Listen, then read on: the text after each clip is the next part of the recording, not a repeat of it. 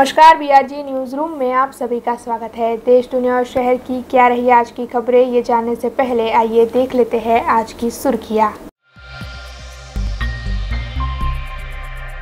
पालिका की ओर से आज आयोजित की गई संकलन बैठक। ग्रीन बेल्ट के प्लॉट के मुद्दों पर सामने आया विवादित स्टेटमेंट। हॉलमार्क कानून के यूनिक आईडी के सामने ज्वेलर्स एसोसिएशन का विरोध। एक दिन की हड़ताल के चलते आज बंद रखी गई सोने चांदी की दुकानें। डी-मार्ट की डिस्काउंट कूपन के नाम पर साइबर फ्रॉड से बचाव के लिए बीआरजी न्यूज की टीम की साइबर एक्सपर्ट से खास बातचीत। आइए अब देखते हैं खबरें विस्तार से।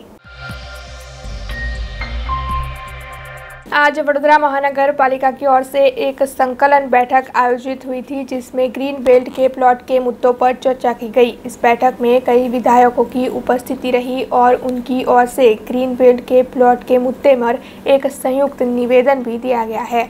वडोदरा महानगर पालिका की ओर से बीते कई वक्त से ग्रीन बेल्ट के प्लॉट को लेकर चर्चाएं की जा रही थी। पालिका की एक बैठक आज आयोजित हुई थी, जिसमें ग्रीन बेल्ट के प्लॉट का मुद्दा उठाया गया। इस मौके पर मौजूद विधायक जितेंद्र सुखड़िया, शैलेश मेहता, मनीषा वकील और सीमाबेन मोहिले ने एक संयुक्त निवेदन भी दिया है, जिसके मुताबिक उनका ये कहना है कि पालिका को ग्रीन बेल्ट के प्लॉट वापस दे देने चाहिए, क्योंकि पालिका की ओर से अवैध तरीके से ये प्लॉट लिए गए हैं, जिन पर उनका कोई अधिकार नहीं है। विधायक जितेंद्र सुखड़िया ने यह भी कहा है कि प्लॉट पर इस तरह ताले लगाने का पालिका का कोई अधिकार नहीं है और प्लॉट वापस लेने के मुद्दे मेयर ने हमसे सलाह मशवरा भी नहीं किया था। जे रीते आप सौ जाणो छो कि 46 प्लॉटनी बात माटे कोर्पोरेशने જ્યારે નોટિસો આપી અને નોટિસો આપ્યા બાદ ઘણા બધા પ્લોટ એવા હતા જેની પર કોઈ પણ પ્રકારની કાર્યવાહી થઈ નહોતી। ઘણા પ્લોટ એવા છે કે જેની પર યોગ્ય માત્રા કરતાં વધુ બાંધકામ પણ જોવા મળ્યું હતું, અથવા તો કેટલાક પ્લોટ એવા હતા કે જેનો સાર્વજનિક લોકો ઉપયોગ ન કરી શકે એ ત્યારે સંસ્થાઓ ત્યાં તાળું પણ મારતી હતી। ત્યારે કોર્પોરેશને તમામ પ્લોટ પરત લઈ લીધા છે અને આજે કોર્પોરેશનના તાબા હેઠળ જ તમામ પ્લોટ છે। અને જ્યારે ધારાસભ્યશ્રીઓએ સાંસદશ્રીએ પણ જે તે વખતે રજૂઆત કરી હતી અને અમે પણ આ વિષયની અંદર ચિંતા કરી હતી અને ત્યારબાદ જ પછી બધાની સહમતિ લઈને બધા જોડે વાત કરીને અમે આ પ્લોટ પરત કર્યાનો નિર્ણય જાહેર કર્યો છે। માનનીય ધારાસભ્યશ્રી જીતેન્દ્રભાઈ સુખડિયા સાથે પ્લોટ પરત લેતા પહેલાં કયા પ્લોટની અંદર શું બાંધકામ કર્યું છે, કેટલી યોગ્ય માત્રા હતી, આ વિષય લઈને વાતચીત કરવામાં આવી છે। ત્યારબાદ જ સમગ્ર પ્લોટોનો નિર્ણય કરવામાં આવ્યો છે। કદાચ જે દિવસે પરત લીધા એ દિવસે કદાચ ચર્ચા ન કરી હોય, પરંતુ એની પહેલાં જે પ્લોટની વાત છે એની અંદર કેટલું યોગ્ય માત્રામાં બાંધકામ હોવું જોઈએ અને કેટલું બાંધકામ છે એ દિશાની અંદર અમારી પાસે જે ડોક્યુમેન્ટ અવેલેબલ છે એ મુતાબિક એ યોગ્ય માત્રા કરતાં વધારે બાંધકામ છે એવું સ્પષ્ટ દેખાઈ આવતા તમામ પ્લોટો અમે પરત લીધા છે। જે રીતે એમને રજૂઆત કદાચ આ સંકલનમાં પણ કરી હશે, પરંતુ અમે સામૂહિક પ્રક્રિયામાં માનનાર લોકો છીએ। ત્યારે પક્ષની સંકલન થાય અથવા સીએમ સાહેબની હાજરીમાં સંકલન થાય, જેમાં પણ થાય એમાં યોગ્ય નિર્ણય આવશે। કદાચ એવું કહી શકાય કે જ્યારે કોઈપણ ધારાધોરણનો નિયમનો ભંગ કોઈપણ પ્લોટ પર થાય ત્યારે અમારે નોટિસ પણ આપવાની જરૂર રહેતી નથી, ઇમિડિયેટ એ પ્લોટ પાલિકા પરત લઈ શકતી હોય છે। ના, એમાંથી 28 જેટલા પ્લોટ છે કે જ્યાં ઈંટ પણ મુકાઈ નથી અને કદાચ કોઈ બાંધકામ પણ કરવામાં આવ્યું નથી। કેટલાક પ્લોટ એવા છે જેને રિન્યૂ કરવામાં આવ્યા નથી। તો આ બધા પ્લોટને બાદ કરતાં થોડા જ ઘણા પ્લોટ એવા છે કે જેની અંદર યોગ્ય ધારાધોરણ, યોગ્ય માત્રા કરતાં વધારે બાંધકામ કરવામાં આવ્યું છે। એ પ્લોટો જ પૈકીની આ વાત છે। બાકી બધા પ્લોટો તો એની પર કોઈ રિન્યૂ પણ કરવામાં આવ્યા નથી અથવા તો એમાં કોઈ પણ પ્રકારની કાર્યવાહી પણ કરવામાં આવી નથી। ત્યારે પાલિકાએ તમામ 46 પ્લોટ પરત લીધા છે। અમે ઘણા બધા પ્લોટોને આશરે 23 થી 25 જેટલા પ્લોટોને જે તે સમયે નોટિસ આપેલી છે। યોગ્ય જવાબ ન મળતા અમે પ્લોટોને પરત લીધા છે। અમે સામૂહિક પ્રક્રિયામાં, સામૂહિક નિર્ણય પ્રક્રિયામાં માનનાર વ્યક્તિઓ છે અને એ જ મુતાબિક જ્યારે અમે પાર્ટીની સંકલન બેસશે, કયા નિયમોના આધારે હવે આપણે પ્લોટ વિશેની ચર્ચા કરી શકીએ અને એ બધી જ રજૂઆતો જ્યારે પક્ષના નિર્ણયમાં થશે ત્યારબાદ જ આગળનો નિર્ણય કરશે। આજે કોવિડ પછી પહેલી વાર ધારાસભ્યશ્રીઓની અહીંયા સંકલનની બેઠક મળેલ હતી અને વિવિધ ધારાસભ્યશ્રી તરફથી વિવિધ પ્રકારના કામોની રજૂઆતો કરવામાં આવી છે. જો 46 પ્લોટ્સની જો બાબત છે, અત્યારે કોર્પોરેશને બધા જ પ્લોટ્સ પરત લઈ લીધા છે અને આ સંદર્ભે જો રજૂઆત આવી છે એ માટે નિયમાનુસારની કાર્યવાહી કરવામાં આવશે અને અહીંયા પદાધિકારીશ્રીઓ સાથે પણ ચર્ચા કરીને આગળની નિયમાનુસારની કાર્યવાહી કરવામાં આવશે. ગુજરાતની લેન્ડ ડિસ્પોઝલ પોલિસી છે અને આ પોલિસી અંતર્ગત જો પણ નીતિ નિયમો છે એને ધ્યાને લઈને એક સર્વગ્રાહી નીતિ કોર્પોરેશનની થવી જોઈએ અને આ મુજબ આગળની કાર્યવાહી હાથ ધરવામાં આવશે. જો પણ કોર્પોરેશન હસ્તકના પ્લોટ હોય છે એમના માટેની ગુજરાત સરકારની ખૂબ જ સ્પષ્ટ નીતિ છે લેન્ડ ડિસ્પોઝલ પોલિસી અને આ લેન્ડ ડિસ્પોઝલ પોલિસી અંતર્ગત આ તમામ પ્રકારના પ્લોટ માટેની કાર્યવાહી કરવાની હોય છે. કોર્પોરેશનને લેન્ડ ડિસ્પોઝલ પોલિસી અંતર્ગત એક સર્વગ્રાહી નીતિ બનાવવાની હોય છે અને આ નીતિ મુજબ કાર્યવાહી કરવાની થાય છે. જો પણ એમના તરફથી ડોક્યુમેન્ટ્સ વગેરે રજૂ કરવામાં આવશે યા આવ્યા છે એમની ચકાસણી કરીને અને નીતિ નિયમ મુજબ આગળની કાર્યવાહી હાથ ધરવામાં આવશે.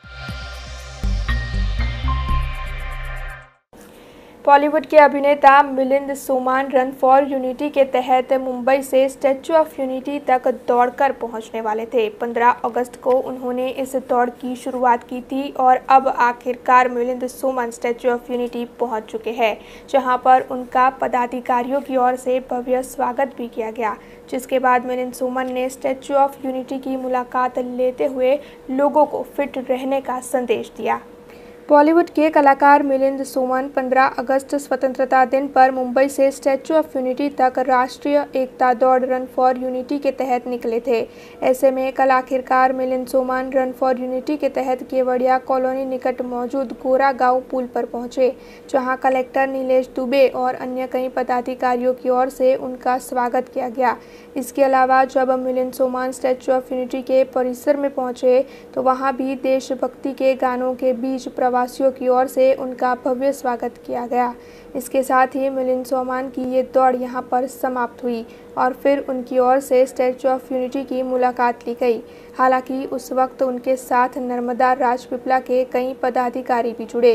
इस मौके पर मिलिंद सोमान ने बताया कि वह हर साल ऐसी दौड़ का आयोजन करते हैं, लेकिन इस साल आज़ादी के अमृत महोत्सव के मद्देनज़र उन्होंने स्टैच्यू ऑफ यूनिटी तक की दौड़ का आयोजन किया और साथ ही उन्होंने प्रधानमंत्री नरेंद्र मोदी के फिट इंडिया संकल्प को प्रोत्साहित करने के लिए इस दौड़ का आयोजन किया होने की बात भी बताई.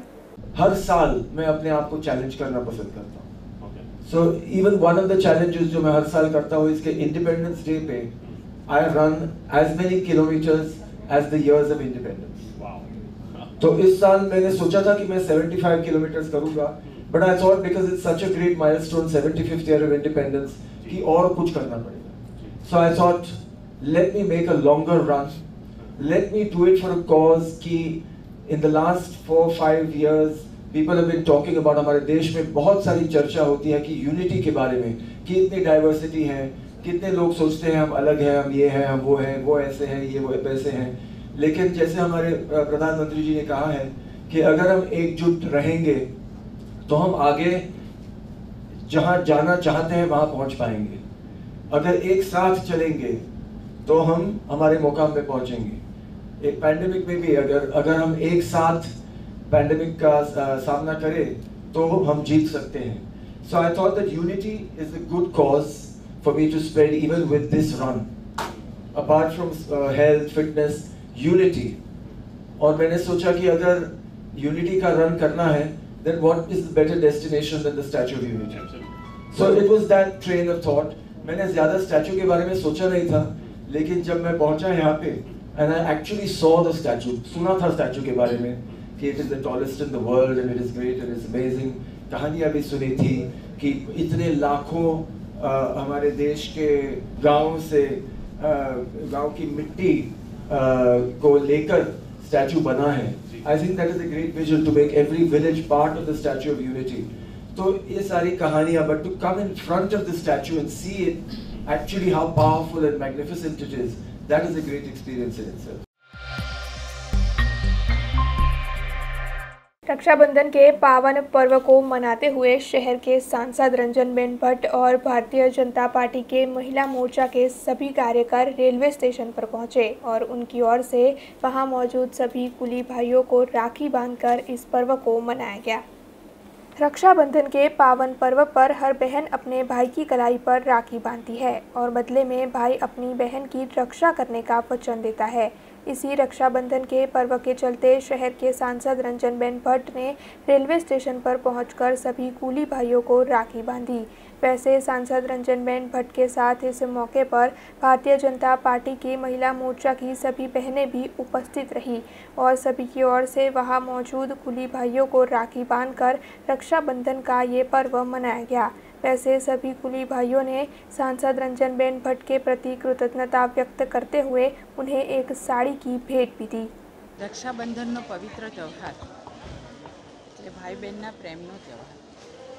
ભાઈ હંમેશા પોતાની બહેન રાખડી બાંધવા આવે એવી રાહ જોતા હોય છે, તો બહેન પણ પોતે ભાઈને રાખડી બાંધવા, ભાઈની રક્ષા માટે, ભાઈના આયુષ્ય માટે રાખડી બાંધવા માટે હંમેશા બેન પોતાના ભાઈને રાખડી બાંધવા જતી હોય છે।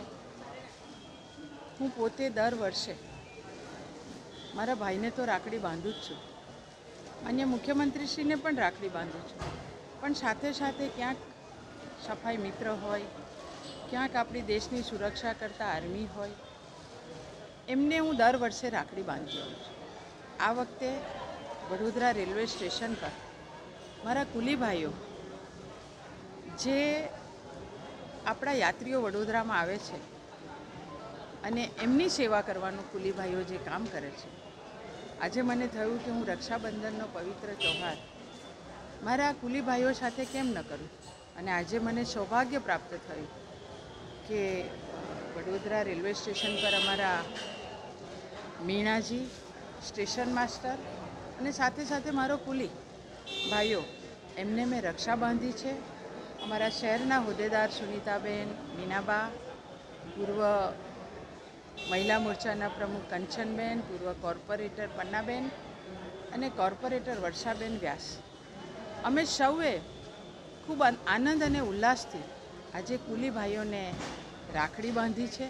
रंजनबेन भट्ट आज हमारा नया त्यौहार के रोज रक्षाबंधन के दिन उनको सारे कुलियों को रक्षाबंधन के लिए मनाने के लिए स्टेशन पे आए, बड़ौदा रेलवे स्टेशन, और हम उनका बहुत बहुत आभार है।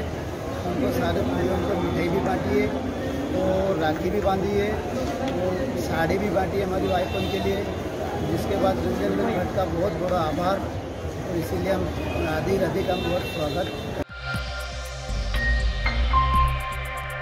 12वीं कक्षा के सामान्य प्रवाह के रिपीटर छात्रों के परिणाम आज सुबह 8 बजे गुजरात बोर्ड की वेबसाइट पर घोषित किए गए हैं, जिसके मुताबिक गुजरात राज्य का 27.83% परिणाम घोषित हुआ है। आपको बता दें कि पूरे गुजरात राज्य में से 1,14,000 रिपीटर छात्रों ने इम्तिहान दिए थे, जिसमें वडोदरा शहर के 3,407 छात्र थे। हालांकि आज सभी के परिणाम घोषित हो चुके हैं और अब इस मामले में शहर के एजुकेशन इंस्पेक्टर के.बी. परमार ने ज़्यादा जानकारी भी दी है। हाल कोरोनाની પ્રવર્તમાન પરિસ્થિતિમાં માધ્યમિક અને ઉત્તર માધ્યમિક શિક્ષણ બોર્ડ દ્વારા ગત જુલાઈ 15 તારીખે સમગ્ર રાજ્યમાં આ પરીક્ષાનું આયોજન થયેલું હતું, જેમાં 1,14,193 વિદ્યાર્થી ઉપસ્થિત રહ્યા હતા અને હાલ સમગ્ર રાજ્યમાં 31,785 જેટલા પરીક્ષાર્થીઓ ઉત્તીર્ણ થયા છે। એટલે કે પરિણામ સમગ્ર બોર્ડનું 27.83% જાહેર થયેલું છે, જેમાં અત્રેનો જિલ્લો એટલે કે વડોદરા જિલ્લામાં 12 સામાન્ય પ્રવાહની અંદર 3,407 જેટલા પરીક્ષાર્થીઓએ પરીક્ષા આપી છે। બોર્ડની સૂચના મુજબ આજ રોજ 23 તારીખથી સવારના 8 કલાકથી બોર્ડની વેબસાઇટ ઉપર વિદ્યાર્થી પોતાનો બેઠક નંબર નાખી અને પરિણામ જોઈ શકશે। आजकल आप सभी अपने फ़ोन में डीमार्ट की एक डिस्काउंट लिंक देख रहे होंगे और ये लिंक देखकर आपको लग रहा होगा कि आपको काफ़ी फ़ायदा होगा, लेकिन आपको बता दें कि अगर आपने गलती से भी इस लिंक पर क्लिक कर दिया तो आपको फ़ायदे की जगह पर नुकसान होगा। दरअसल डीमार्ट की 20वीं सालगिरह के चलते एक डिस्काउंट लिंक इस वक्त काफ़ी ज़्यादा वायरल हो रही है। लेकिन इस लिंक पर क्लिक करने से आप साइबर फ्रॉड का शिकार हो सकते हैं, जिसके चलते BRG न्यूज़ की टीम ने आज शहर के साइबर एक्सपर्ट मयूर भुसावड़कर से बातचीत कर इस पूरे मामले के बारे में ज़्यादा जानकारी हासिल करने की कोशिश की है। तो आइए सुनते हैं कि क्या कहना है साइबर एक्सपर्ट मयूर भुसावड़कर का इस पूरे मामले में। साथ ही BRG न्यूज़ की टीम आपसे ये अपील भी करती है कि ऐसे किसी भी फ्रॉड का शिकार होने से आप अपने आप को बचाए रखें। दर वखते જ્યારે તહેવારોની સિઝન હોય ત્યારે સાયબર અપરાધીઓ પોતે લોકોના ડેટા ચોરવા, લોકોના રૂપિયા ચોરવા અને ખાસ કરીને લોક ડેટા કાં તો મોબાઈલમાં સાફ સફાઈ કરવા માટે આ લોકો આવા પ્રકારની લિંકોને પ્રસારિત કરતા હોય છે અને ખાસ કરીને એમનો મનસૂબો એ જ પ્રકારનો હોય છે કે લોકોના ઈ-વોલેટ એકાઉન્ટ ખાલી કરવા, બેંક એકાઉન્ટ ખાલી કરવા અને લોકોના ડેટા ભેગા કરવા। એટલે ખાસ કરીને તમારી પાસે જ્યારે કોઈપણ પ્રકારની લાલચની ઓફર આપતી લિંક આવે તો તમારે આ ઓફરોથી દૂર રહેવું જોઈએ।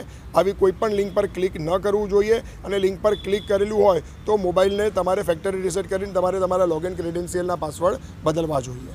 એવું કશું અત્યારે કેવું, કારણ કે જ્યાં સુધી લિંકની પૂરેપૂરી તપાસ ન થાય, કારણ કે કોઈપણ વેબસાઇટ જ્યારે રજિસ્ટર થાય છે, તમે ડીમાર્ટની લિંક જુઓ તો એને ડોમેન ડિટેલ્સ એની પોતે હાઇડ કરેલી છે અને ખાસ કરીને હવે જે વેબસાઇટ રજિસ્ટર કરે છે એ રજિસ્ટરાન્ટ પાસે જઈને જો ડિટેલ માગવામાં આવે તો જ ખ્યાલ આવે કે ભાઈ આ જે ડિટેલ્સ છે એ રજિસ્ટર્ડ કરનાર કોણ છે। એટલે ખાસ કરીને તમારે એક તો એના IP પરથી તમે એને મેળવી શકો છો, એના ઉદ્ભવ સ્થાનને, કાં તો ક્યાંથી ઓપરેટ થઈ રહી છે તે તમે જાણી શકો છો। અધરવાઇઝ જે વેબસાઇટનું ડોમેન રજિસ્ટર કરે છે તેની પાસેથી માહિતી મેળવી શકો છો। એટલે એવું કેવું ઉતાવળું પગલું હશે તપાસ વગર કે એ લિંક ક્યાંથી UP કે બિહારથી આવી રહી છે, પરંતુ આ જે ડીમાર્ટની લિંક છે તેમાં એક વાસ્તવિકતા મેં મારી જે તપાસ કરી છે તેમાં એટલી બાબત સ્પષ્ટ છે કે એમને ડોમેનની તમામ ડિટેલ્સ હાઇડ કરેલી છે, વત્તા એ લોકોએ જે XYZ એક્સટેન્શન કે જે પ્રોફેશનલ ડોમેન છે, એક્સટેન્શન છે, તેનો ઉપયોગ કર્યો છે। એટલે સાયબર અપરાધીઓ પોતે હવે .xyz સુધી પહોંચી ચૂક્યા છે, એમની પહોંચ ત્યાં સુધી પહોંચી ચૂકી છે। તે એક દુર્ભાગ્યની વાત છે। હું આપણા માધ્યમથી તમામ દર્શક મિત્રોને એટલી વિનંતી કરવા માગું છું કે આવી કોઈપણ લિંક ઉપર ક્લિક કરવું નહીં। નંબર 1, નંબર 2, લિંક ઉપર ક્લિક કરેલું હોય તો મોબાઈલને ફેક્ટરી રીસેટ કરીને પાસવર્ડ બદલી નાખવા અને 2 ફેક્ટર ઓથેન્ટિકેશન ઓન રાખવા અને નંબર 3 કે વિચાર્યા વગર અને કોઈપણ બાબતની પુષ્ટિ કર્યા વગર લિંકને થર્ડ પાર્ટી કે લોકો સુધી પહોંચાડવી નહીં। हॉलमार्क के कानून से जुड़े यूनिक आईडी की प्रोसेस को सरल बनाने के आशय से आज सोने चांदी के व्यापारियों की ओर से पूरे गुजरात राज्य में 1 दिवसीय हड़ताल का ऐलान किया गया है, जिसके चलते शहर के सभी सोने चांदी के व्यापारी भी आज अपनी अपनी दुकानें बंद रख इस हड़ताल में जुट चुके हैं। 15 जून से केंद्र सरकार की ओर से हॉलमार्क के कानून को लागू किया गया था, लेकिन इस कानून से यूनिक आईडी की प्रोसेस जुड़ी हुई है। सोने चांदी के व्यापार से जुड़े सभी व्यापारियों की ओर से हॉलमार्क के केंद्र सरकार के कानून को तो सराहा गया है, लेकिन यूनिक आईडी की ये प्रोसेस उन्हें काफ़ी लंबी लग रही है। वहीं यूनिक आईडी के लिए सेंटर्स भी शहर में काफ़ी कम खोले गए हैं, जिसके तहत इस पूरी प्रोसेस को आसान बनाने के लिए आज सोने चांदी के सभी व्यापारियों ने एक दिन अपनी दुकानें बंद रखकर हड़ताल का ऐलान किया है। 15 जूनથી કેન્દ્ર સરકારે જે કાયદો નાખ્યો છે હોલમાર્કિંગનો કાયદો, એ કાયદાનો અમે વેપારી વિરોધ નથી કરી રહ્યા, કેમ કે કાયદો સરકારે નાખ્યો છે, બહુ સારો કાયદો છે। વેપારી જે 916 22 કેરેટ હોલમાર્કિંગ સોનું આપવા તૈયાર છે અને ગ્રાહક પણ લેવા તૈયાર છે, એમાં ગ્રાહકોને પણ નુકસાન નથી। પણ SOD જે કાયદો છે યુનિક આઈડીનો, એ કાયદાનો વેપારી વિરોધ કરી રહ્યા છે કે એની જે પ્રક્રિયા છે એ બહુ જટિલ પ્રક્રિયા છે। જેવી રીતે કે સરકારે GST નાખેલું, તો GSTમાં વેપારીઓનો વિરોધ પછી થોડુંક ફેરફાર કરવામાં આવ્યું। એવી રીતે કેન્દ્ર સરકારને એક અપીલ છે કે આ જે કાયદો છે 916 હોલમાર્કિંગનો કાયદો બહુ સારો છે, અમે એનો વિરોધ નથી કરતા, પણ વિરોધ એ જ છે કે SODનો જે કાયદો નાખ્યો છે એનાથી વેપારીઓને ઘણી મુશ્કેલી પડશે, કેમ કે આવનારા સમયમાં એક તો તહેવારો આવી રહ્યા છે, તો તહેવારોમાં પ્રક્રિયા કરવા માટે 2-2, 3-3 કલાક અમારે વસ્તુ લઈને લાઈનોમાં ઊભા રહેવું પડે। અને બીજું અત્યારે એક સેન્ટરો ઊભા નથી થયા, સેન્ટરો ઓછા છે, એને લઈને મુશ્કેલી સર્જાય એવું છે। તો આ પ્રક્રિયા છે એમાં થોડી ઢીલાસ આપવામાં આવે એવી વેપારીઓની માંગ। तोरण ग्रुप की ओर से शहर के समा सावली रोड पर द फर्स्ट फ्लोर नाम के एक रेस्टोरेंट की शुरुआत करवाई गई है। इस मौके पर शहर के मेयर केयूर रोकड़िया और शहर भाजपा प्रमुख डॉक्टर विजय शाह की भी उपस्थिति रही और उन्हीं की ओर से इस रेस्टोरेंट का उद्घाटन किया गया। तोरण ग्रुप 1969 से फूड इंडस्ट्री में कार्यरत है। इस ग्रुप चेन के काठियावाड़ी और नॉर्थ इंडियन फूड काफ़ी ज़्यादा फेमस है। ऐसे में तोरण ग्रुप की ओर से अब वडोदरा शहर में भी समा सावली रोड पर उनके एक रेस्टोरेंट द फर्स्ट फ्लोर की शुरुआत करवाई गई है। इस मौके पर शहर के मेयर केयूर रोकड़िया और शहर भाजपा प्रमुख डॉक्टर विजय शाह की भी उपस्थिति रही और उन्हीं के हाथों रेस्टोरेंट का उद्घाटन करवाया गया। साथ ही उन्होंने इस रेस्टोरेंट की शुरुआत करते हुए रेस्टोरेंट के मालिक को शुभकामनाएं भी दी। કહેવાનું છે કે અમે 29 ઓક્ટોબર 1979 માં અમારું ફર્સ્ટ ઢાબા ટાઈપનું ઓપનિંગ કરેલું અને ત્યારે તો હિસાબ બી ઓલો સ્લેટ પાર્ટીમાં નામ તેમ થતો ત્યારથી અમે આજે અહીંયા પહોંચ્યા છે અને બેસિક અમારો કન્સેપ્ટ એ છે કે શુદ્ધ અને બ્રાન્ડેડ વસ્તુ બનાવીને, કેમ કે મારો છેલ્લા આટલા વર્ષના અનુભવના આધારે હું એટલું ચોક્કસ કહીશ કે કોઈ શેફ કે કોઈ સારા ઓલા હોય એ લોકો સારું જમવાનું બનાવે એનો ખાલી રોલ 20% હોય છે। 80% જે તમે અંદર સામગ્રીઓ વાપરો ઇન્ડિગ્રેટ એનો બહુ મહત્ત્વનો ફાળો રહે છે। એટલા માટે થઈને અમે બ્રાન્ડેડ જે કંઈ અંદરના ઇન્ડિગ્રેટ હોય જેમ કે તેલ છે, સબ્જી છે, હવે સબ્જી તમે ફ્રેશ લેવા જાઓ અને સાંજના લેવા જાઓ તો એમાં બધો બહુ ડિફરન્સ હોય છે। એટલા પૂરતું થઈને એક ફેરે હું બધાય વડોદરાવાસીને આગ્રહ કરીશ કે અમારે ત્યાં એક ફેરે અમારા નિમંત્રણને લઈને આવો, બીજી ફેરે અમારો સ્વાદ અને ટેસ્ટ જે તમે જમશો ને એને લઈને બીજા 10 જણાને લઈને આવશો એવું ખાતર। કોરોનાની મહામારી પછી ટુરિઝમ અને હોટલ રેસ્ટોરન્ટના ઉદ્યોગને સૌથી વધારે આર્થિક ફટકો પડેલો છે અને આજે સૌપ્રથમ આપ સૌ આવ્યા, આપનું પણ હું આભાર માનું છું, પણ સૌથી વધારે આભાર કેવુરભાઈ શાહનો અને ડૉક્ટર વિજય શાહનો એટલા માટે કે આ મહામારી પછી સૌથી વધારે જો કંઈ જરૂર છે તો એક નૈતિક હિંમતની જરૂર છે અને આવા પ્રસંગમાં જ્યારે આવા મોટા મુરબ્બીઓ આટલું હિંમત આપવા માટે તૈયાર થાય એ બતાવે છે કે આગલું ભવિષ્ય આપણી સંસ્થાનું અને આપણા દેશનું ઘણું ઉજળું રહેશે। અને આ હોટલમાં અમારે કાઠિયાવાડી રેસ્ટોરન્ટ ચાલુ કરવાનો આશય એવો હતો કે ઘણા સમયથી વડોદરાની ફરતે ઘણા અલગ અલગ કાઠિયાવાડી ગુજરાતી રેસ્ટોરન્ટ ચાલુ થાય છે। એનો અર્થ એ છે કે વડોદરાની પ્રજાને ગુજરાતી કાઠિયાવાડી તરફ આકર્ષણ વધ્યું છે। કોરોનાને લીધે હેલ્થ પોઈન્ટ ઓફ વ્યૂ પણ ગુજરાતી અને કાઠિયાવાડી પાચન માટે પણ સારું છે અને ટેસ્ટ માટે, અને સાથે સાથે બજેટમાં ઇકોનોમી છે। અહીંયા પણ અમે એ પ્રયત્ન કર્યો છે કે દરેકને લો ઇકોનોમીમાં પણ સારું ખાવાનું મળી રહે।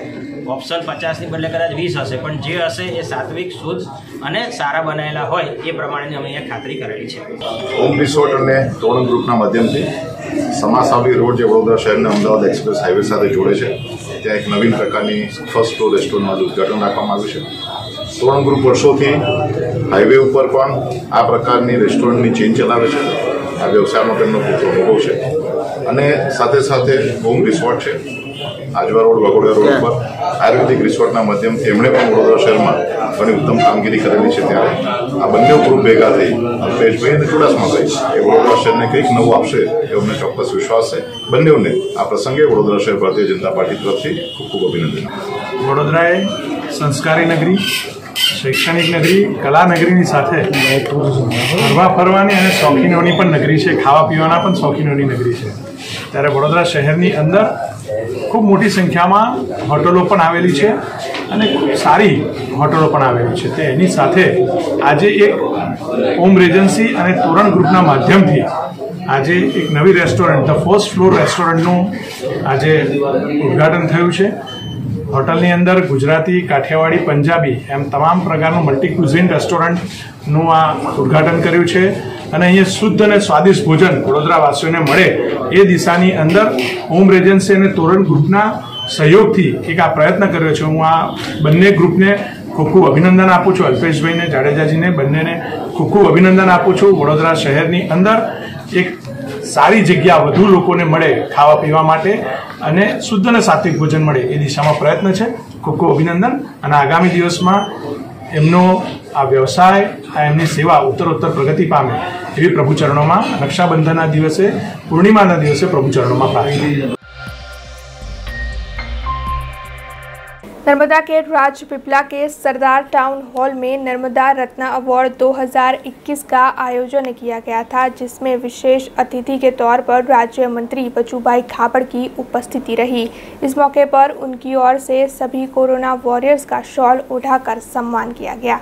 नर्मदा के राजपीपला ने एनएमडी न्यूज़ नेटवर्क नर्मदा आयोजित और सुरक्षा सेतु सोसाइटी नर्मदा पुलिस के सहयोग से नर्मदा रत्न अवार्ड 2021 का आयोजन किया गया था। इस कार्यक्रम में मुख्य अतिथि के तौर पर राज्य मंत्री बचूभाई खाबड़ की उपस्थिति रही। कोरोना महामारी के मुश्किल वक्त में कई वॉरियर्स ने अपनी जान की परवाह किए बिना लोगों की सेवा की।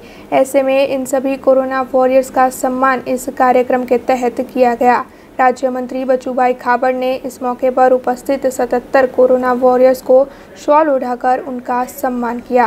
राजपीपला के सरदार टाउन हॉल में आयोजित किए गए इस कार्यक्रम में नर्मदा राजपीपला के कई पदाधिकारियों की उपस्थिति भी रही और वहां पर मौजूद पदाधिकारियों की ओर से दीप प्राकट्य कर इस कार्यक्रम की शुरुआत करवाई गई।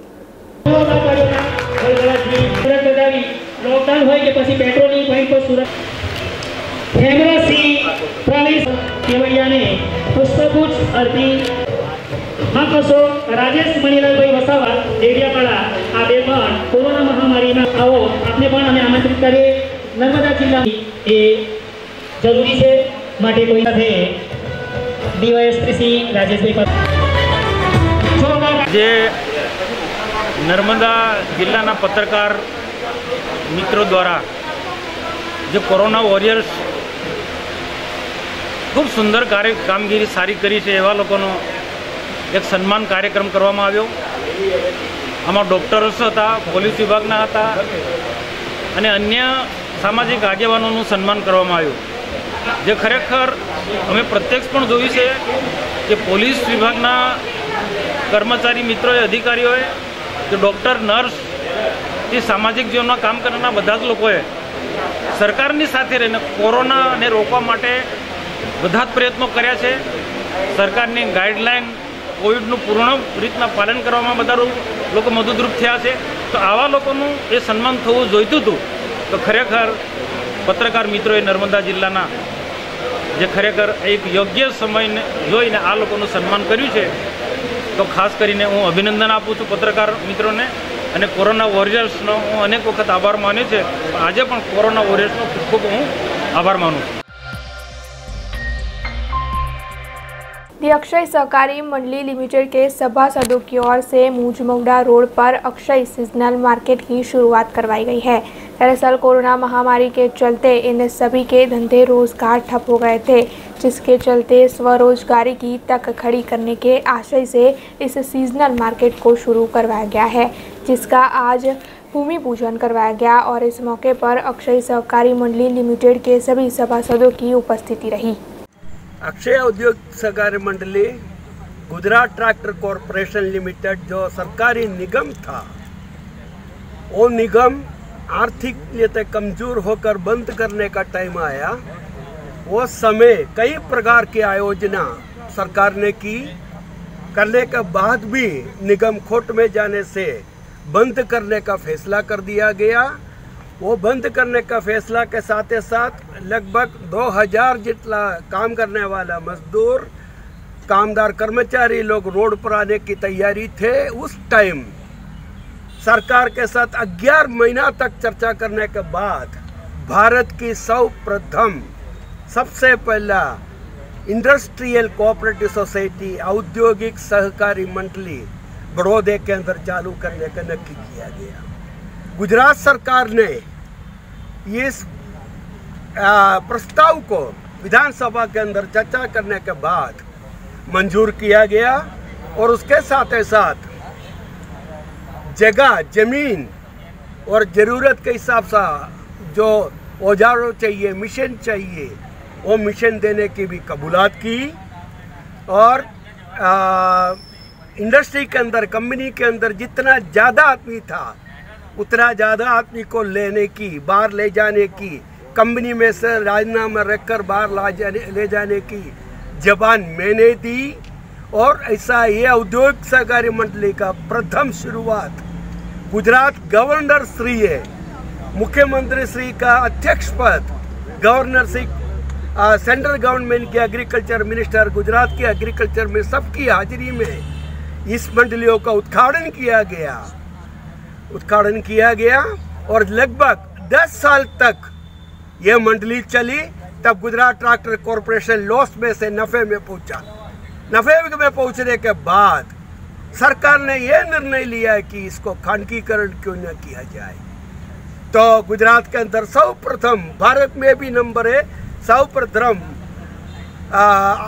खानगीकरण करने का एक निगम गुजरात ट्रैक्टर कॉरपोरेशन। उसके अंदर जो भी पॉलिटिक्स हो, जो भी हो, लेकिन महिंद्रा एंड महिंद्रा कंपनी के साथ, दुनिया का तीसरा ट्रैक्टर इंडस्ट्री है दुनिया का, उनके साथ गठबंधन किया गया और हमें यह प्रॉमिस दिया गया महिंद्रा आने के बाद, महिंद्रा के अंदर लोगों को जो फायदा होता है वो तमाम फायदा आपको दिया जाएगी। और वो ठहराव मंजूर कर हम लोगों ने इंतजार की। महिंद्रा ने जब टेक ओवर किया गुजरात ट्रैक्टर के अंदर लगभग 800 आदमी ट्रैक्टर का ही था, महिंद्रा का नहीं। आज सिर्फ 15 आदमी बचे हुए उस कंपनी में। सरकार हस्तक लेने के बाद, सरकार का खानगीकरण करने के बाद, लोगों का, बड़ौदे का आम प्रजा को, लोकल प्रजा शब्द लिखा हुआ है, लोकल प्रजा को रोजी रोटी देने की शर्त से इस इंडस्ट्री को खानगीकरण किया। आज बड़ौदे के एक भी व्यक्ति उस इंडस्ट्री में नहीं है। आज जो भी हो महाराष्ट्र से आया हुआ महिंद्रा का लोग है। और उसके साथ औद्योगिक सहकारी मंडली, मैंने कहा हमने एक्स्ट्रा आदमी लगभग 400 जितना कर्मचारियों को लेकर यह औद्योगिक मंडली चालू की। और चालू करने के बाद सरकार ने जब महिंद्रा के साथ सौदाबाजी की, तब वो जो भी अंडरस्टैंडिंग MOU हमारे साथ फाइनल किया था, उसी MOU को चालू रखने का प्रबंध किया था। और महिंद्रा ने वो प्रबंध को भूलकर काम देना, इंडस्ट्री को, औद्योगिक सहकारी मंडली 9 सहकारी मंडली को काम देना बिल्कुल बंद कर दिया गया। उसका वजह से लगभग 400 आदमी भूखा मरना शुरू हो गई। ये बात को आज 6 साल हो गई। उसके बाद काफ़ी कुछ रजूआत हमने की, उसका कोई निकाल नहीं आया। तो आज अक्षय औद्योगिक सहकारी मंडली में 17 सभासद भाई है। आप समझ सकते हैं 17 सभासद भाई का कुटुंबीजन, बच्चे कितना होंगे। वो सब आज रोड पर भूखे बैठे हुए हैं। उनकी रोजी रोटी चालू रखने के हेतु से आज इस जगह अक्षय औद्योगिक सहकारी मंडली का इस जगह हमने छोटा सा काम शुरू कर रहे। और वो काम धंधे के अंदर हम इंजीनियरिंग का आदमी है, हमारा अनुभव इस धंधे में आज अलग अलग गणपति का बिजनेस हो, नवरात्रि का बिजनेस हो, दिवाली का बिजनेस हो, ऐसा बिजनेस के अंदर हमारी नॉलेज, हमारी आवड़त कम होने के कारण सामाजिक कार्यकर श्री लालाजी को साथ में लेकर हम इस प्रस्ताव को जीवन दे रहे हैं। और ये शुरुआत टूंक समय में 2-4 दिन में होगी। और ये होगा तो हमारे ये उम्मीद है कि हमारा जो भूखा मरने वाला काफ़ी लोग इसके अंदर रोजी रोटी कमा सकते हैं। उसके सिवाय कुछ लोग बाहर से भी ये रोजी रोटी कमाने के एक जगह प्रस्ताव बन जाए, ये उम्मीद के साथ आज ये मंडली को शुरुआत की है।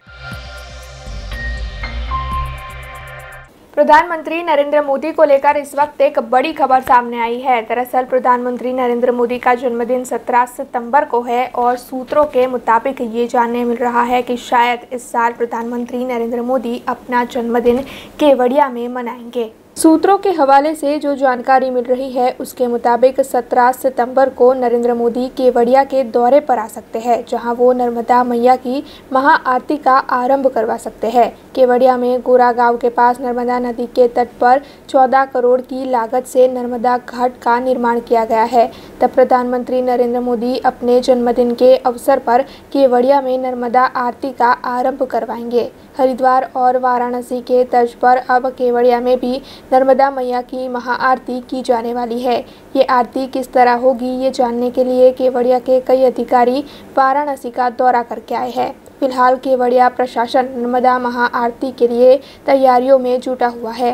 केवड़िया में बना ये नर्मदा घाट 131 मीटर लंबा और 47 मीटर चौड़ा है। 17 सितंबर को प्रधानमंत्री नरेंद्र मोदी नर्मदा घाट के साथ और 50 करोड़ की लागत से बने प्रोजेक्ट का शुभारंभ भी करवा सकते हैं, जिसमें ई-कार, बुलबुलैया गार्डन समेत के कई प्रोजेक्ट शामिल हैं। फिलहाल केवड़िया प्रशासन से प्रधानमंत्री के आने की कोई आधिकारिक सूचना जारी नहीं हुई है, लेकिन पीएमओ और सीएमओ कार्यालय के सूत्रों से मिली जानकारी के मुताबिक प्रधानमंत्री नरेंद्र मोदी अपना जन्मदिन केवड़िया में कई परियोजनाओं का आरंभ करवाने के साथ मना सकते हैं।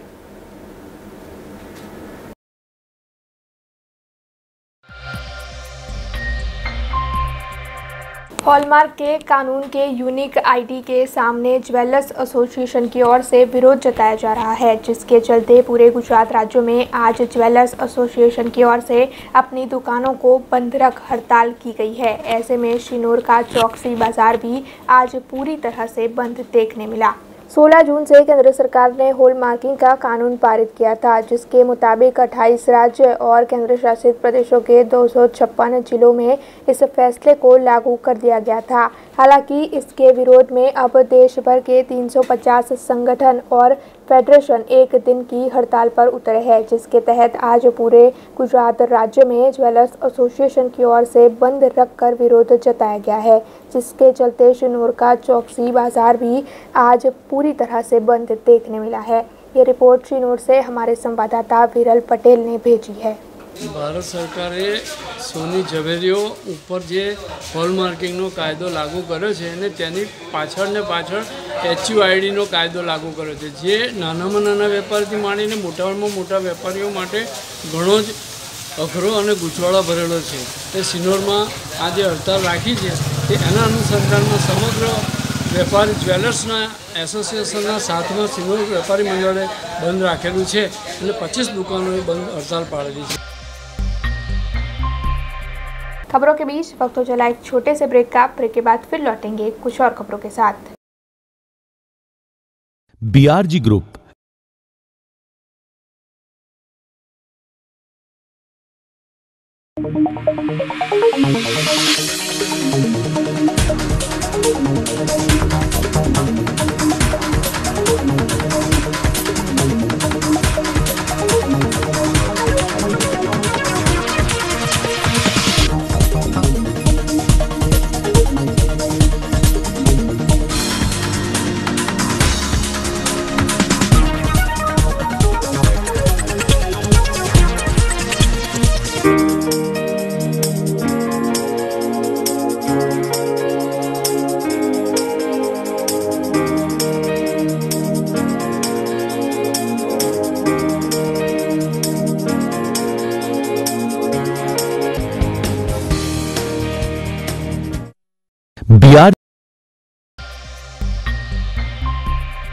ब्रेक के बाद BRG न्यूज रूम में आप सभी का स्वागत है।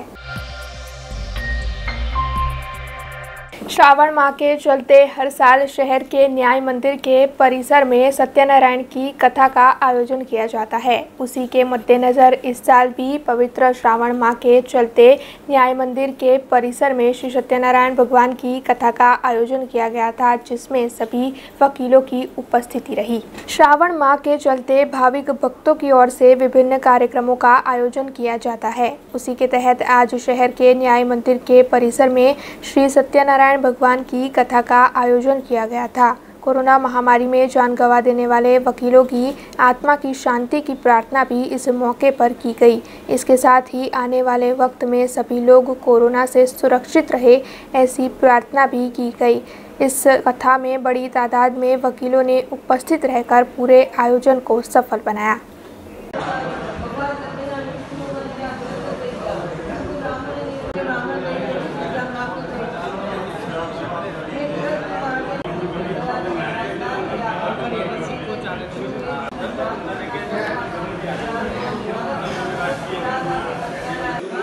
पवित्र श्रावण मास हिंदुओनो आस्थानो आ मास है।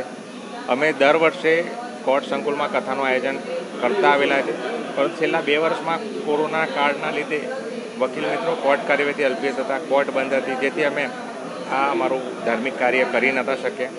કોરોના કાળમાં અમારા ઘણા એવા વકીલ મિત્રો હતા જે સ્વર્ગવાસી બન્યા છે. એટલે અમે આ વખતે જે સામાન્ય જ્યારે જનજીવન થઈ રહ્યું છે અને કોરોના હવે ધીરે ધીરે જઈ રહ્યો છે ત્યારે વકીલો સુખ સમૃદ્ધિ બને, તેઓ લોકોનું સ્વાસ્થ્ય સારું રહે તે માટે પ્રાર્થના કરવા આજે આ કથાનું આયોજન કર્યું છે. વધુમાં અમારા દિવગત વકીલ મિત્રો હતા તેમની આત્માને પણ પ્રભુ શાંતિ આપે તે માટે પણ આજે આ કથાનું આયોજન કર્યું છે. અને આવનારી થર્ડ વેવમાં પણ વકીલોનું સ્વાસ્થ્ય સારું રહે, તેઓને કોઈ અડચણરૂપ ના થાય અને આ અમારું કોર્ટ કાર્યવાહી નિયમિત ચાલુ રહે. કોરોનાના કાળમાં વકીલ મિત્રો કોર્ટ કાર્યવાહીથી અલ્પિત રહ્યા હતા, તેઓ કામ કરી નહોતા શક્યા. તેના કારણે આર્થિક પરિસ્થિતિનો પણ અમે ગંભીર રીતે સામનો કર્યો છે. ત્યારે ફરી વખત જ્યારે આ કોર્ટ સંકુલ ફરી ધમધમી છે, ફરી અમારી કોર્ટની કાર્યવાહી ચાલુ છે અને અમે તમામ વકીલો અમારું કામ શરૂ કર્યું છે, ત્યારે અમે ભગવાન પાસે એ જ પ્રાર્થના કરવા માટે આ કથાનું આયોજન કર્યું છે કે પ્રભુ અમને શક્તિ આપે. महाराजा सयाजीराव यूनिवर्सिटी में SY BCom की परीक्षाएं कब की खत्म हो चुकी है और अब तो उसके परिणाम भी घोषित कर दिए गए हैं। हालांकि इनमें से कई छात्रों को अभी तक परिणाम देखने के लिए ID और पासवर्ड मुहैया नहीं करवाए गए हैं, जिसके चलते आज AGSG ग्रुप की ओर से कॉमर्स फैकल्टी के डीन को आवेदन पत्र देकर इन सभी छात्रों की समस्या जल्द से जल्द सुलझाने की मांग की गई। महाराजा सयाजीराव यूनिवर्सिटी में कार्यरत AGSG ग्रुप हमेशा छात्रों के हित के लिए कार्यरत रहता है। हर बार छात्रों के सवालों को आवाज़ देते हुए AGSG ग्रुप की ओर से आवेदन देकर छात्रों के सवालों के जवाब ढूंढने की कोशिश की जाती है। कॉमर्स फैकल्टी के SY BCom के इम्तिहान आयोजित होने के बाद उसके परिणाम घोषित कर दिए गए थे। हालांकि इसके लिए छात्रों को ID और पासवर्ड फैकल्टी की ओर से मुहैया करवाए जाते हैं, लेकिन सिर्फ 7% छात्रों को ही अब तक ID और पासवर्ड मिले हैं, जिसके चलते कई छात्र अपना परिणाम नहीं देख पा रहे हैं। ऐसे में इन सभी छात्रों को उनके परिणाम के मैसेज भेजने की मांग करते हुए आज AGSG ने कॉमर्स फैकल्टी के डीन को आवेदन पत्र दिया।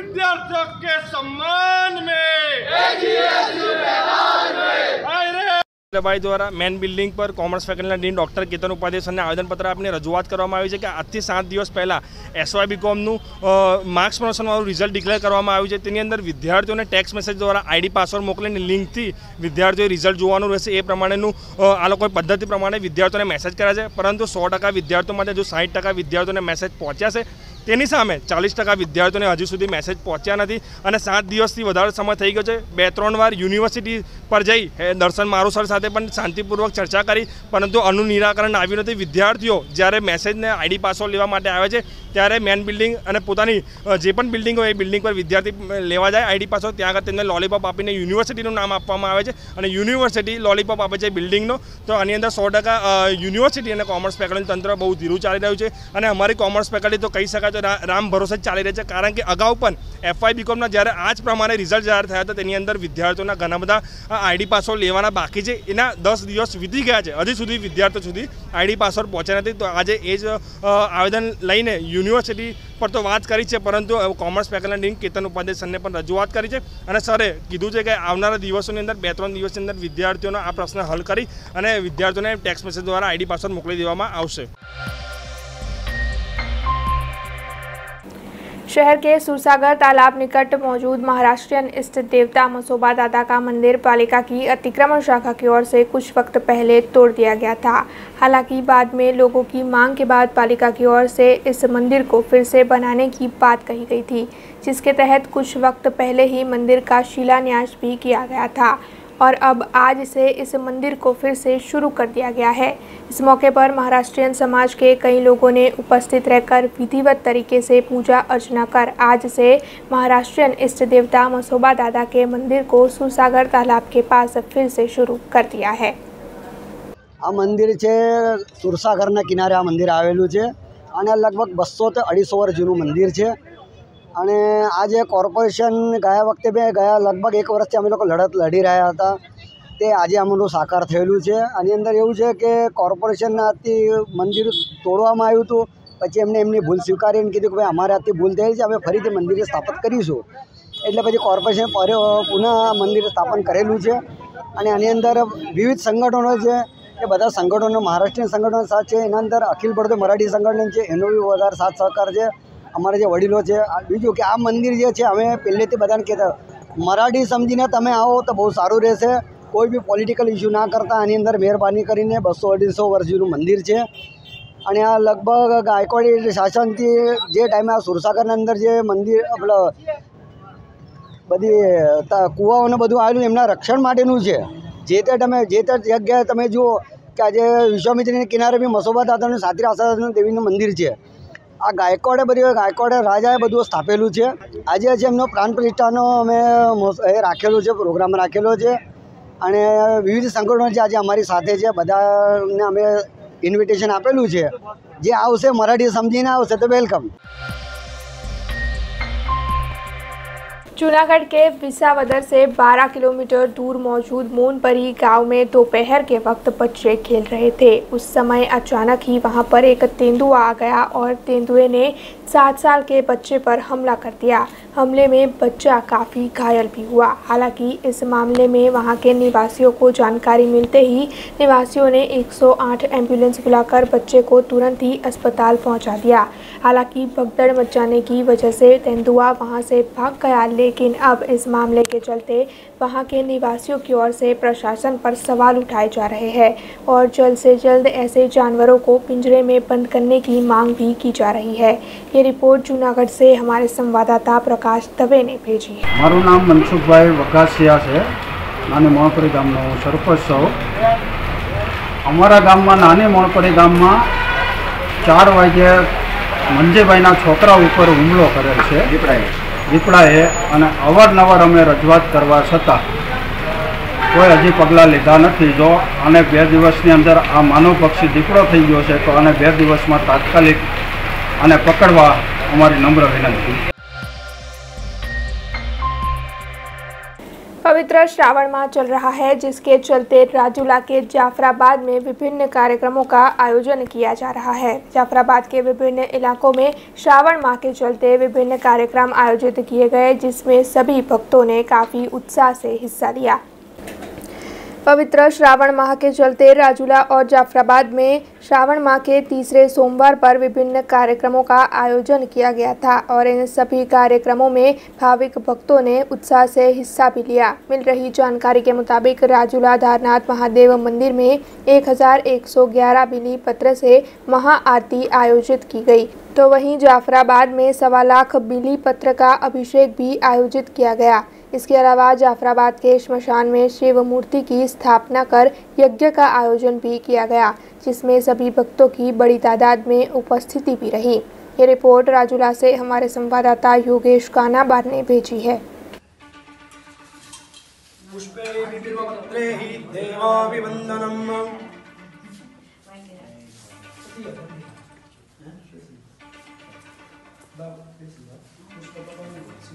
नमः शिवाय ओम नमः शिवाय ओम नमः शिवाय ओम नमः शिवाय ओम नमः शिवाय ओम नमः शिवाय ओम नमः शिवाय ओम नमः शिवाय ओम नमः शिवाय ओम नमः शिवाय ओम नमः शिवाय ओम नमः शिवाय ओम नमः शिवाय ओम नमः शिवाय ओम नमः शिवाय।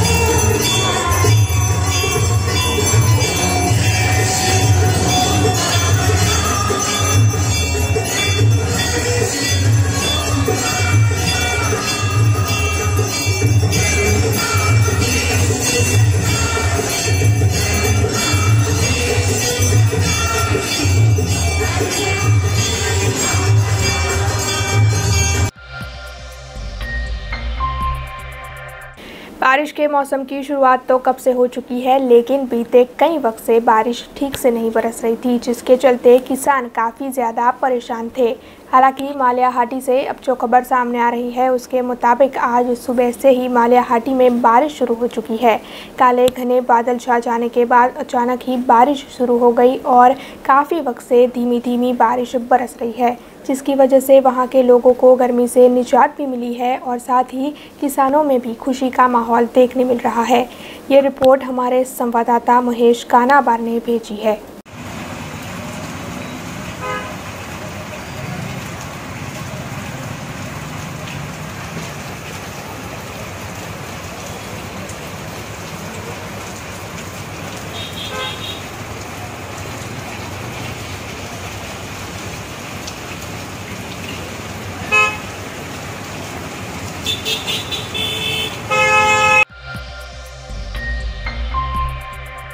सांसरोद गांव में मौजूद मोहसिन आजम मिशन ब्रांच की ओर से कई सेवाकीय कार्य किए जाते हैं। उसी के तहत इस मिशन की ओर से मरीजों में फल वितरित करने के कार्यक्रम का भी आयोजन किया गया था।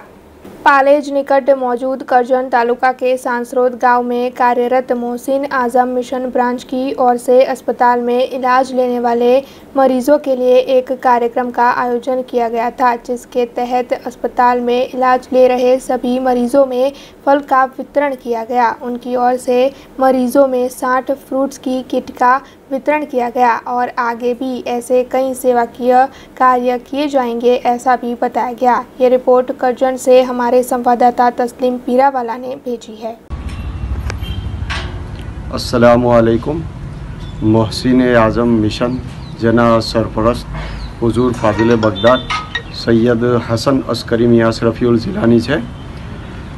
તેમના ફરમાનના મુતાબિક મોહસિન આઝમ મિશન સાંસરોદ તરફથી 10મી મોહર્રમના દિવસે હોસ્પિટલમાં દરેક ધર્મના હિન્દુ મુસલમાન દરેક ધર્મના મરીજોને ફ્રૂટની કીટનું વિતરણ કરવામાં આવ્યું, જેમાં વલણ, ભરૂચ અને સરકારી હોસ્પિટલ પાલેજ જેવી હોસ્પિટલોમાં જઈને સાંસરોદ મિશનના મેમ્બરોએ આ સેવા બજાવી, જેમાં આશરે 60 જેટલી કીટોનું વિતરણ કરવામાં આવ્યું મરીજોને।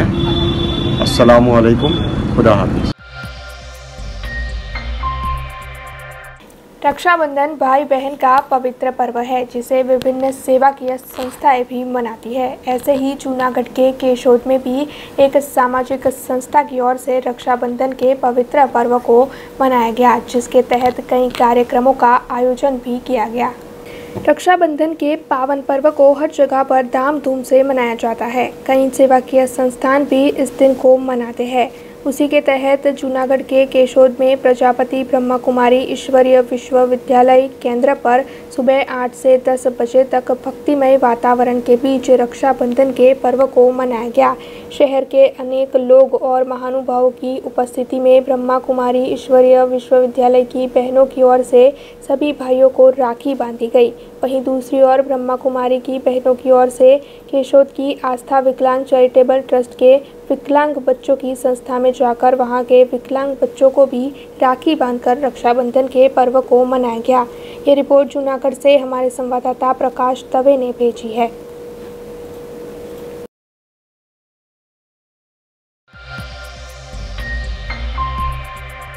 जूनागढ़ क्रिकेट एसोसिएशन की ओर से क्रिकेटर सिलेक्शन कैंप का आयोजन किया गया था, जिसका पहला राउंड खत्म हो चुका है और अब आखिरी राउंड में सिलेक्शन के लिए मैच खेला जाने वाला है।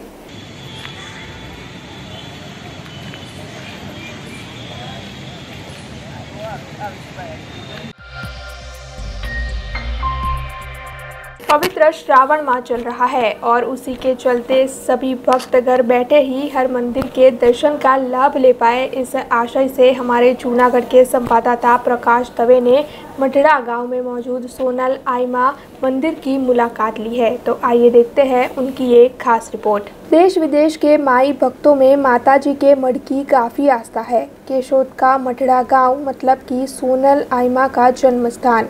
मटड़ा गांव में हाल ही में करोड़ों रुपयों के खर्च पर सोनल आइमा का भव्य मंदिर बनाया गया है, जहां पर रोज बड़ी तादाद में भक्त पहुंचते हैं और बीते कई वक्त से उनके भक्तजनों की तादाद में काफ़ी बढ़ोतरी भी हुई है। पूनम के दिन पर आइमा के जन्मदिन के मौके पर यहां कई कार्यक्रम आयोजित किए जाते हैं, जहां पर लाखों की तादाद में भक्त पहुंचते हैं और पवित्र श्रावण माह के चलते यहां पर बड़ी तादाद में भक्तों का जमावड़ा देखने भी मिल रहा है। वहीं मंदिर की ओर से भी कोरोना गाइडलाइंस के मद्देनज़र सारी तैयारियां की गई है। ये रिपोर्ट जूनागढ़ से हमारे संवाददाता प्रकाश दवे ने भेजी है। मजानो माताजीना दर्शन थाय छे ने सरस मजाना आनंदनी अनुभव थाय छे। मढड़ा गामे आवेला सोनलमाना मठ खाते असंख्य श्रद्धाळुओ दर्शने आवता होय छे, त्यारे आ पवित्र मठनो प्रवासन विभाग द्वारा यात्राधाममां समावेश करवामां आवे तेवी पण श्रद्धाळुओ मांग करी रह्या छे। प्रकाश दवे, रिपोर्टर, जूनागढ़। खबरों का सिलसिला खत्म करने से पहले आइए नजर डालते हैं आज की खास खबरों पर। पालिका की ओर से आज आयोजित की गई संकलन बैठक। ग्रीन बेल्ट के प्लॉट के मुद्दों पर सामने आया विवादित स्टेटमेंट। हॉलमार्क कानून के यूनिक आईडी के सामने ज्वेलर्स एसोसिएशन का विरोध। एक दिन की हड़ताल के चलते आज बंद रखी गई सोने चांदी की दुकानें। डीमार्ट की डिस्काउंट कूपन के नाम पर साइबर फ्रॉड से बचाव के लिए बीआरजी न्यूज की टीम की साइबर एक्सपर्ट से खास बातचीत।